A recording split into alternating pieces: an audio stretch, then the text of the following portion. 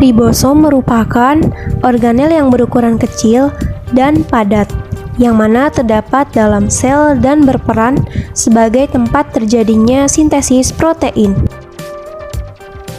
Ciri-ciri dari ribosom. Ribosom memiliki ciri-ciri yang pertama, berbentuk seperti butiran kecil dengan diameter 20 sampai dengan 22 nanometer. Kemudian yang kedua, terdapat pada seluruh sel hidup. Yang ketiga, merupakan organel yang terkecil di dalam sel. Yang keempat, dapat ditemukan menempel pada retikulum endoplasma kasar dan tersebar di sitoplasma. Yang kelima, terdiri dari 35% protein ribosom dan 65% RNA ribosom. Kemudian yang keenam, yaitu dapat menghasilkan protein. Struktur dari ribosom. Struktur dari ribosom terdiri dari dua bagian, yaitu berupa asam ribonukleat atau RNA dan juga protein atau RNP. Kedua bagian dari struktur ribosom tersebut dihubungkan dengan sebuah laju dari sedimentasi. Memiliki dua subunit, yaitu subunit besar dan subunit kecil. Bisa dilihat dari gambar di bawah. Nah, kedua subunit tersebut hanya bergabung ketika akan melaksanakan fungsi, yaitu sintesis protein. Jenis-jenis ribosom. Ribosom dibagi menjadi dua, yaitu ribosom bebas dan juga ribosom terikat. Perbedaan dari keduanya dapat ditentukan dari tempat di mana ribosom tersebut terletak. Untuk ribosom bebas terletak di dalam sitoplasma sel, sedangkan untuk ribosom terikat terdapat pada retikulum endoplasma kasar. Adapun ribosom bebas dan ribosom terikat memproduksi protein dan menerjemahkan kode genetik mRNA menjadi serangkaian asam amino. Ribosom memerlukan transfer RNA untuk memproduksi protein yang kemudian membawa asam amino yang sesuai dengan kode genetik pada mRNA ke ribosom. Molekul transport RNA mengikat ribosom di 3 tempat. Ada sebuah situs untuk porsi transfer RNA yang mengikat asam amino berikutnya, dan sebuah situs untuk rantai asam amino tumbuh. Area ketiga adalah situs keluar yang melepaskan transfer RNA setelah protein selesai. Nah, ribosom terikat mengirimkan sebagian besar protein ke retikulum endoplasma, sementara sebagian besar protein yang diproduksi oleh ribosom bebas diarahkan ke aparat Golgi. Fungsi ribosom. Yang pertama, tempat sintesis protein. Fungsi ribosom adalah memproduksi dan mensintesis zat protein yang berada di dalam sel, yaitu sebagai translasi. Dalam pembentukan protein, fungsi ribosom sebagai translasi, yaitu ribosom menerjemahkan informasi genetik dari RNA menjadi protein. Yang ketiga, yaitu ribosom berperan dalam metabolisme sel. Ribosom merupakan bagian penting yang memiliki peran penting untuk membantu pembentukan sebuah sel yang sempurna. Nah, fungsi ribosom selain itu juga memiliki peranan yang sangat penting untuk aktivitas metabolisme dari sel itu sendiri.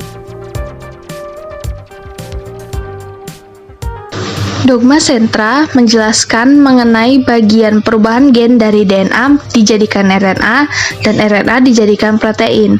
Dogma ini menjelaskan bagaimana pembagian pembacaan materi genetik dijadikan protein yang memerankan di setiap tahap metabolisme di dalam tubuh suatu organisme. Frasa ini pertama kali dicetuskan oleh Francis Crick pada tahun 1958. Untuk mekanismenya, dogma sentra biologi ini terbagi atas 3 tahapan, yaitu replikasi, transkripsi, dan translasi. Ketiga tahap ini memungkinkan penyalinan materi genetik dijadikan protein. Nah, agar tubuh kita tetap sehat, maka tubuh kita membutuhkan zat, salah satunya yaitu protein. Sehingga protein ini harus dibuat di dalam tubuh kita. Proses pembuatan protein ini kita kenal sebagai sintesis protein. Tapi, pernah gak sih kita bertanya, kenapa tubuh kita membutuhkan protein?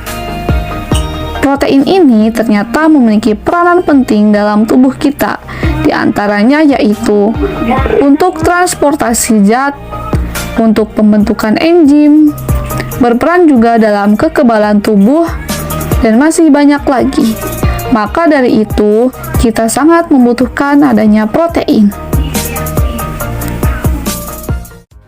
Enzim-enzim yang berperan dalam proses sintesis protein. 1. Enzim helikase merupakan enzim yang berperan untuk melepaskan ikatan hidrogen dan basa yang terdapat pada rangkaian DNA. Yang kedua, DNA helikase merupakan enzim yang berperan untuk membuka rantai ganda DNA induk. Yang ketiga, enzim primase merupakan enzim yang membentuk primer atau segmen pendek dari RNA sebagai pemula untuk terjadinya sintesis protein. 4.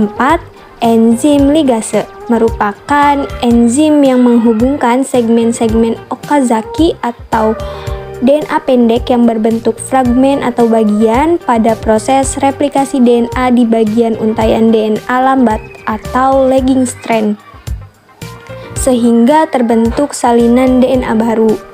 Yang kelima yaitu enzim RNA polimerase merupakan enzim yang berperan dalam proses pembukaan rantai ganda yang dimiliki oleh DNA. Yang keenam, enzim aminoasil RNA transfer sintase merupakan enzim yang berperan untuk tempat melekatnya asam amino pada RNA transfer. Di dalam inti sel terdapat materi genetik berupa kromosom. Kromosom tersebut tersusun atas DNA dan protein yang disebut dengan protein histon. DNA mengandung banyak sekali gen-gen di dalamnya. Proses sintesis protein dimulai dengan menempelnya enzim RNA polimerase pada bagian yang disebut promotor. Sambil bergerak di sepanjang pita DNA, enzim RNA polimerase akan memisahkan kedua pita DNA dan melakukan penambahan nukleotida RNA. Proses tersebut berlangsung hingga pergerakan enzim RNA polimerase sampai pada ujung pita DNA atau terminator. Setelah itu, RNA polimerase akan melepaskan diri dari DNA dan pita RNA yang terbentuk juga akan terlepas dari DNA. Messenger RNA atau RNA duta yang telah terbentuk kemudian akan meninggalkan nukleus dan menuju ribosom untuk melakukan tahap yang selanjutnya, yaitu tahapan translasi. Translasi merupakan proses penerjemahan mRNA untuk dibuat menjadi protein. mRNA ini berperan sebagai cetakan untuk pembuatan protein. Sebagaimana kita ketahui, mRNA mengandung urutan 3 jenis basa nitrogen yang disebut dengan kodon. Translasi memiliki 3 tahapan, yaitu inisiasi, elongasi, dan terminasi. Tahap inisiasi dimulai saat ribosom subunit kecil ini akan bergerak dari arah 5 ke arah 3 ketika sudah menemukan kodon AUG. RNA yang membawa asam amino, metionin, dan antikodon UAC akan melekat pada mRNA. Kemudian setelah tRNA terikat pada mRNA, maka ribosom subunit besar akan datang dan terikat juga bersama ribosom subunit besar untuk melengkapi proses inisiasi. Ribosom subunit besar memiliki 3 daerah. Daerah A atau acceptor site, daerah P atau peptidyl site, dan daerah E atau exit site. Selanjutnya, asam amino yang baru ini akan memasuki daerah A, lalu ikatan peptida akan terbentuk di antara kedua asam amino pada daerah P.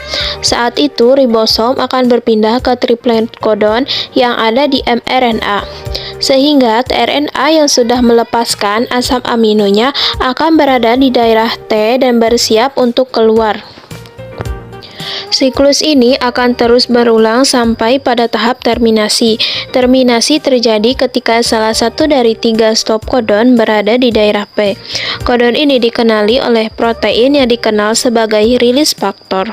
Saat release factor memasuki daerah A, secara otomatis polipeptida akan rilis dari ribosom dan ribosom akan terpisah dan bersiap untuk melakukan translasi yang baru. Nah, polipeptida inilah yang dikenal sebagai protein.